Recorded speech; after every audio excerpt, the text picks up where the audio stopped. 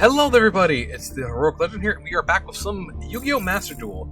Now, as you may notice, my gem counter has changed. I have once again done the thing I normally do, and that's gamble on if this is a good idea or not, and hopefully see if the results are worth it. That's not what I meant to click. Also, the new, oohs, and ahs. The better UI is here, and I'm actually kind of glad with some of the little quality of life stuff they've done. Seeing login, dual live, lifetime, all that stuff is very nice. However, this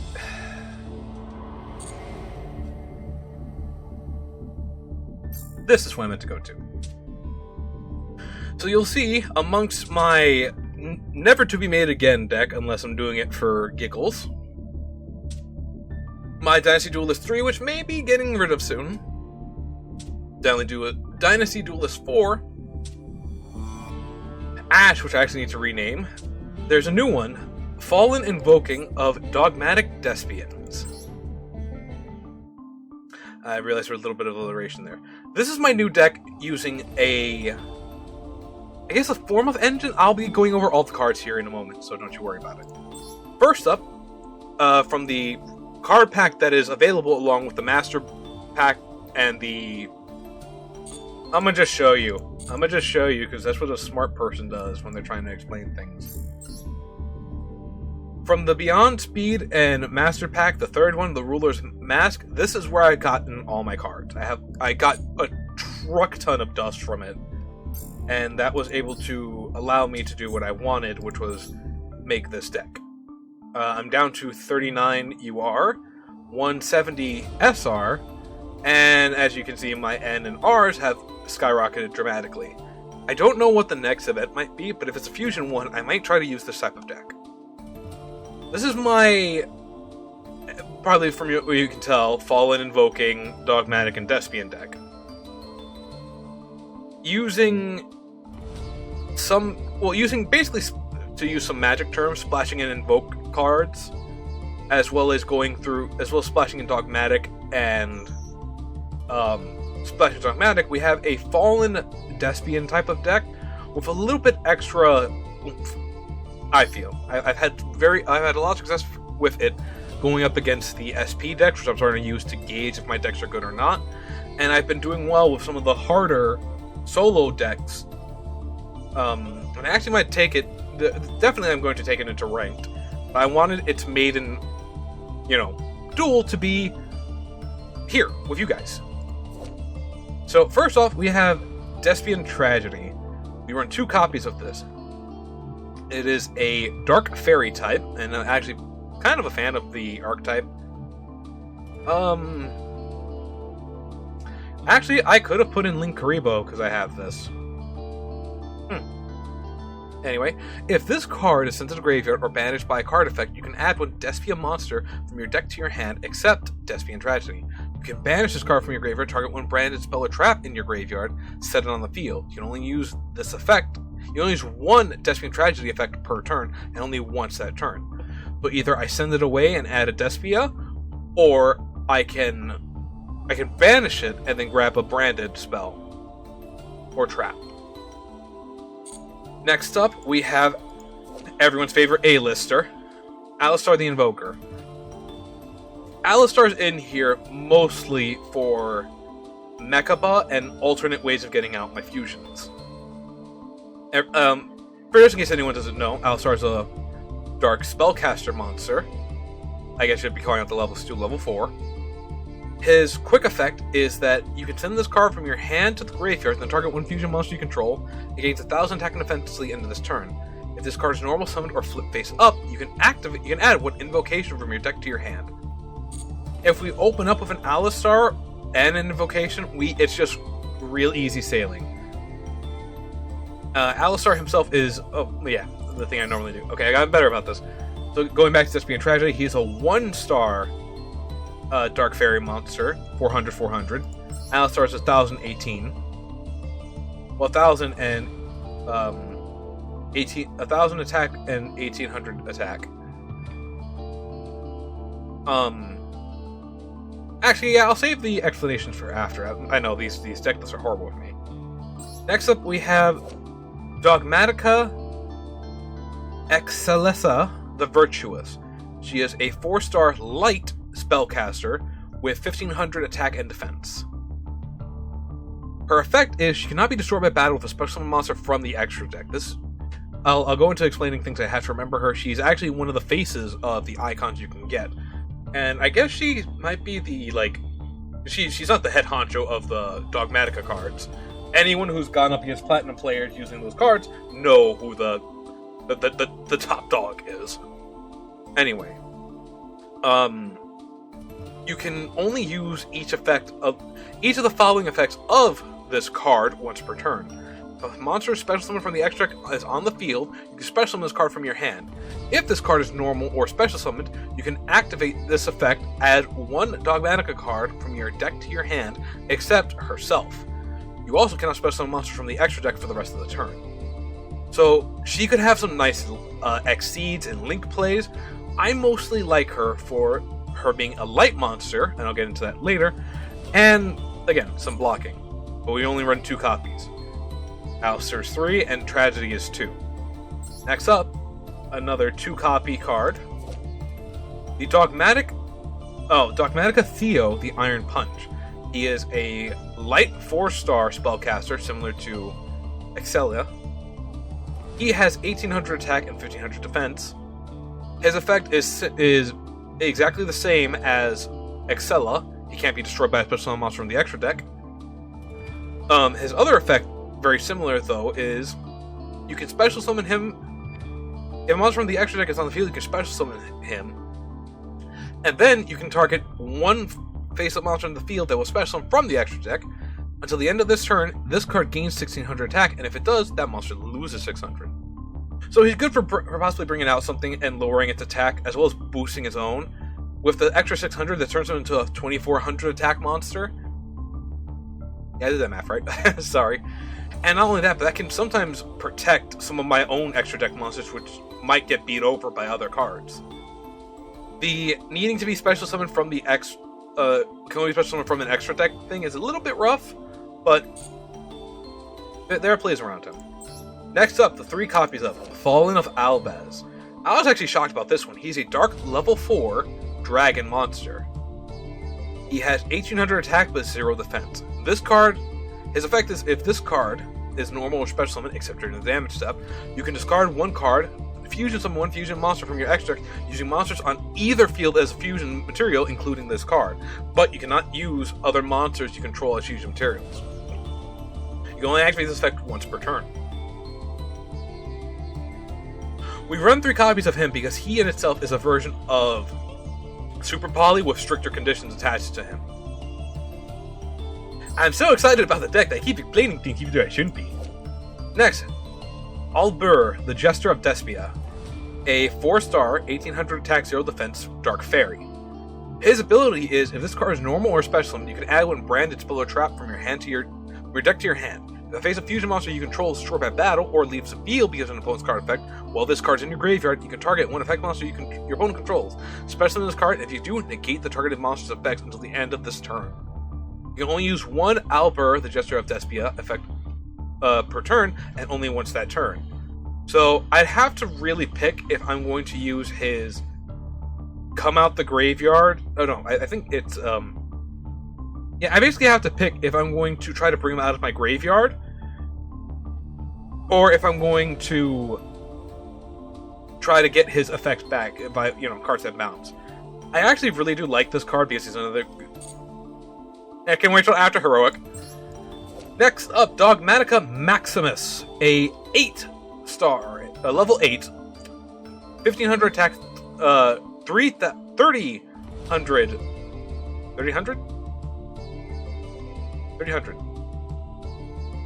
I'm gonna just go 3,000 because past the 20s it feels awkward. A 1500 attack, 3,000 defense monster, spellcaster, which has the effect you can banish one fusion, synchro, XYZ, or link monster from your graveyard. Special summon this card from your hand. During your main phase, you can activate this effect. Send 2 monsters with different names from your extra deck to your graveyard. Also, your opponent sends 2 monsters from their extra deck to his graveyard. Also, you cannot special summon from the extra deck for the rest of this turn. So he's here pretty much for, again, extending things, but he's also here for the purpose of kind of screwing over my opponent's extra deck. This possibly could even stop some of the d-d Dynamite nonsense that was going on, just due to the fact that if I can get him out by some means, I'd be able to stop the banishing of my extra deck monsters. 2 copies. Jester was 3, Albaz is 3. 1 of Dramaturge of Despia. And no, it's not just a 1 of, because I think you can actually see that I have only 1. Never mind. I could have put in an extra. You see I have the dust. Anyway, what this one does is if a fusion, synchro, XE, or link monster special summon, except during the damage step, you can target 1 effect monster on the field, negate its effect until the end of the turn, and if this card negates effect until the end of the turn, that's only if he's on the field. If this card in your hand or field is used as fusion material and sent to the graveyard or banished, you can special summon it. We only run 1 copy due to the fact that I'm not super confident I always want him in the hand. I also do think that he can be searched out, which, you know. But basically, he's pretty useful for getting on the field for any of the possible fusion monsters I have. He also meets some of the requirements, being at 3,000 attack and 1,500 defense. And being an 8-star Dark Fairy, there's a bunch of other things that can be done with it. And finally, for the last of the monsters, we run 3 copies of Albion the Shrouded Dragon, an 8-star, 2,500 attack, 2,000 defense, Dark Dragon monster. His effect is this card's name becomes Fallen of Albus while on the field or in the graveyard. If this card is in your hand or graveyard, you can send 1 Fallen of Albus or branded spell or trap from your hand or deck to the graveyard to apply the following effects. If it is in the hand, and I send 1 of those to the graveyard, I can special summon it. If this card... Oh, no, wait. Oh, if I send 1 of those from the hand, I special summon it. If I send 1 of those from the deck, I put this card at the bottom of the deck and then draw 1. So it basically replaces itself while giving me a little bit extra fodder I can use for graveyard plays. I'm going to just keep explaining things and then go back. We all know this. Upstart Goblin, 2 copies. Draw 1 card, give your opponent 1,000 life points. Life points don't matter to me. Yes, I will be taking them all, because I'm evil now. This is my villain deck. We run 3 copies of Invocation. Invocation, a normal spell card. Fusion summon 1 fusion monster from your extra deck using the monsters from your hand as fusion material. If summoning an invoked fusion monster this way, you can also banish monsters from your field or either player's graveyard as fusion material. If this card in your graveyard, you can target 1 of your banished Alistar the Invoker cards. Shuffle this card into the deck, and if you do, add that monster to your hand. You'll use the effect of Invocation once per turn. We have 2 branded in white. One of the branded cards that are in here. It's a normal spell. Its effect, fusion summon 1 fusion monster from your extra deck using the monsters from your hand or field as material, including a dragon monster. You can banish those monsters from your graveyard as material if you use Fallen of Albus as fusion material from your hand, field, or by banishing itself from the graveyard. During the end phase, if this card is in your graveyard because it was sent there to activate the effect of Fallen of Albus this turn, you can set this card, and you can only use this effect once per turn. I do sometimes think we have way too many ways to fuse, be that Albaz can fuse if he wants to. Alistar can get out in the invoked cards. Jester can get out the branded ones, but continuing on. We have a branded Bond. Normal spell card. Special summon 1 of your Fallen of Albus is banished in your hand or in your graveyard. During the end phase, if this card is in the graveyard because it was sent there to activate the effect of Fallen of Albus this turn, you can set it. You can only use each effect of this once per turn. 2 copies. 2 copies, because that's all that's allowed, of Magical Meltdown, the field spell. When this card is activated, you can add 1 Alistar the Invoker from your deck to your hand. The activation of cards and effects include an effect. The activation of your cards and effects that include an effect. That's weird writing. That fusion summons a fusion monster cannot be negated. Basically, you can't stop me from fusing. It can't be Solemn Judgment. It can't be You can't stop a super poly. It is just you have to let it through. Also, your opponent's cards and effects cannot activate when a monster is fusion summoned this way.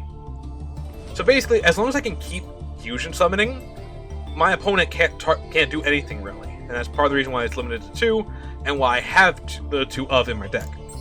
Next up, 2 of Called by the Grave. A quick play spell, which targets a monster in the opponent's graveyard and banishes it, and if I do, until the next turn, its effects are negated, as well as the activated effects and effects on the field of monsters with the same original name. Good for taking out cards that are duplicates. I actually do like running 2, just because of how kind of volatile it can be. Like, imagine if I had out an Alber on the field, and then there was one in my grave, and then someone called by the grave the one in the graveyard. Now the one on the field doesn't activate, and it's just basically a beat stick, just kind of sitting there. Next we have Branded Opening, another quick play spell.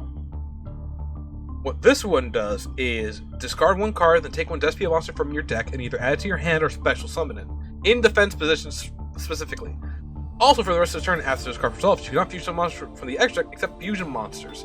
If a fusion monster you control will be destroyed by card effect, you can banish this card from your graveyard instead, and you can only use each effect of it once per turn. Which means I can throw it away.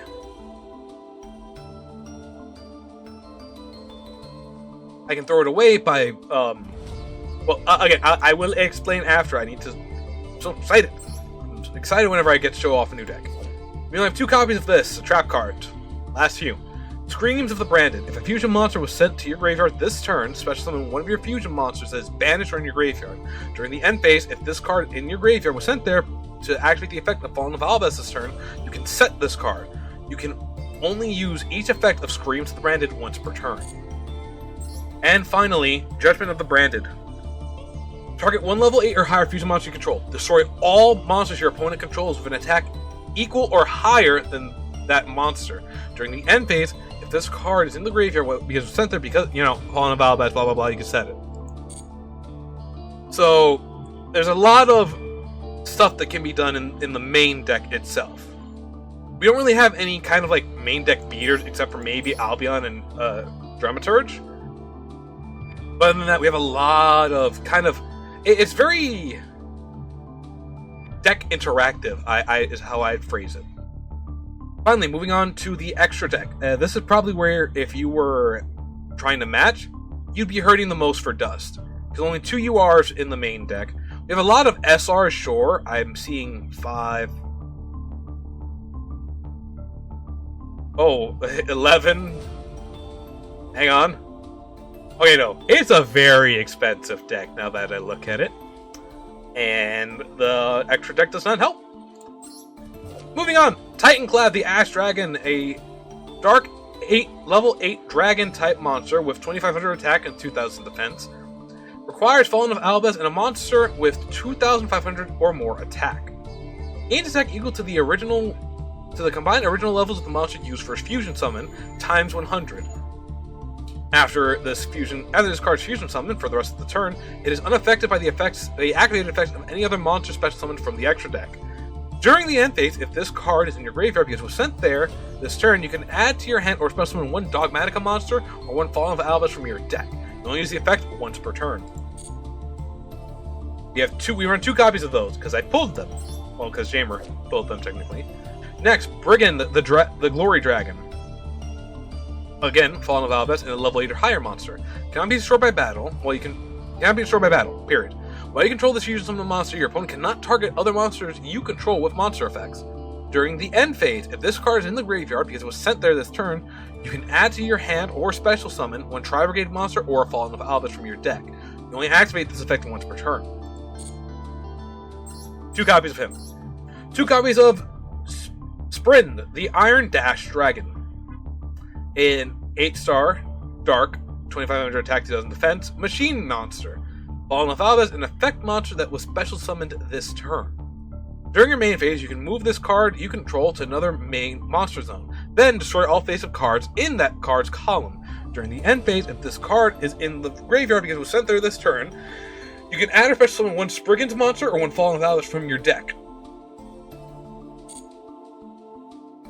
Moving on, we have one copy of Albion, the Branded Dragon. Requires a fusion of a Fallen of Alber and a light monster. 8-star Dark, 2500 attack, 2000 defense dragon. If this card's fusion summon, you can fusion summon one level 8 or lower fusion monster from your extra deck, except him, by banishing fusion materials mentioned on it from your hand, field, or graveyard. During the end phase, if this card is in the graveyard because it was sent there, you can add to your hand or set one branded spell or trap directly from your deck. Very interesting card because it could let me possibly end the duel if I have, again, my graveyard and such set up. Moving on, 2 copies of Despion Quartus. It is a light level 8 Fiend monster with 2500 attack and 2500 defense. Requires a Despia monster and 1 light or dark monster. During the main phase, quick effect, you can change the attack of all monsters currently up on the field to 0 to the end of this turn, except level 8 or higher fusion monsters. If this face-up card is in its owner's control, leaves the field because of an opponent's card effect, you can add to your hand or spell summon one Fallen of Alber or Despia monster from your deck. You can only use each effect of Despion Quartus once per turn. There are 2 copies of that. Next up, Invoked Mechaba. You've seen him in many matches. He is a very popular card. A level 9 light machine monster with 2500 attack and 2100 defense. He requires Alistar the Invoker and a light monster. Once per turn, when a spell or trap card or monster effect is activated, quick effect, you can send the same type of card, monster, spell, or trap, from your hand to the graveyard. Negate the activation. If you do, banish that card. 2 copies. Finally, for the last of our fusion, Despion Proskenian. Can't pronounce that the second part. So, Despion Pro. It is a level 11, 3200 light fiend monster, which requires a Despia monster, a light monster, and a dark monster. During the end phase, quick effect, you can target one fusion, synchro, Exceeds, or link monster in your opponent's graveyard, banish it, or special summon it to your field. When this card destroys an opponent's monster by battle, it can inflict damage to your opponent equal to the number of that monster's original attack and defense, whichever is higher. You only use each effect of this card once per turn. I'd argue he's pretty much the boss monster here, and that Mechabas are like his, servants. He also might be super easy to get out, thanks to Albion. Now, into the links. We have Salaman Great Almiraj, okay. This requires a normal summon monster with 1000 attack or less, so pretty much just Alistar bait. Its quick effect is, I contribute this card, then target one monster I control. It cannot be destroyed by your opponent's card effects this turn. When a normal summon monster you control is destroyed by battle while this card is in your graveyard, you can special summon this card. You can only use the effect once per turn. That's actually interesting. I didn't realize that he had a kind of floating effect. Everyone's other favorite Link monster, Nightmare Unicorn. Oh, forgive me, I forgot to do the rabbits. A Link 1, 0 attack, fire, Cyburst monster. While Nightmare Unicorn is a Link 3, 2200 attack, dark, fiend type monster, which requires 2 different monsters. Well, 2 plus monsters with different names. If this card is link summoned, you can discard one card and then target one card in the field, shuffle it into the deck. Then, if this card was co-linked when this effect was activated, you can draw one card. Never going to be co-linked. I will let you know that right now. Unless by some horrible misplay, the rabbit is on the field and I've managed to bring out enough to bring him out. Continuing on. When a co-linked Nightmare monster is on the field, for your normal draw, in your draw phase, you can draw one card for each different card name along with those co-linked Nightmare monsters, instead of just drawing one. Neat, I don't play Nightmare stuff. Finally, Access Code Talker, a Link 4, 2300 attack Dark Cyberse monster, needing 2 plus effect monsters. Your opponent cannot activate cards or effects in response to this card's effect activations. If this card is Link Summon, you can target one Link monster that was used as material for its Link Summon. This card gains attack equal to that monster's Link rating times 1000. You can almost banish one Link monster from your field or graveyard, destroy one card your opponent controls. Also, for the rest of this turn, you cannot banish monsters with the same attribute to activate the effect of Axis Cold Talker.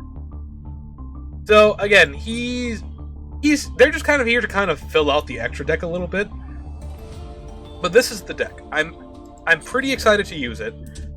As you can see, I've gone all out with giving it, like, accessories and such, you know. I'm proud of it. Me and Jamer built this, and I feel like it can really go the distance and possibly even take me past gold.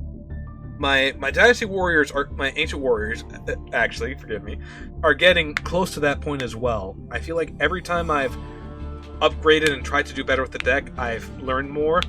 I've become very strict with what I put in my decks from now on, because I know that bricking is in large part due to you. It's due to the draw, but it's also due to you not putting cards in there that you can do stuff with even if you draw it without its kind of extenders in hand. If a card can do something alone and possibly extend off that, that's perfect, and I need to be putting more cards like that that also suit the deck. But that was the Despion, the Fallen Invoking of Dogmatic Despion's deck. I probably would have to change the name up again if I could think of a better one, but I like the naming behind it. Anyway, that was the video. I want to thank you all for watching. I hope you enjoyed the video. If you liked it, you know what to do. Much appreciate you if you do. So I just want to say, laters. Oh, and if requested, I will actually make this on the site and post it up for anyone who wants it, in case they want to try it. Laters.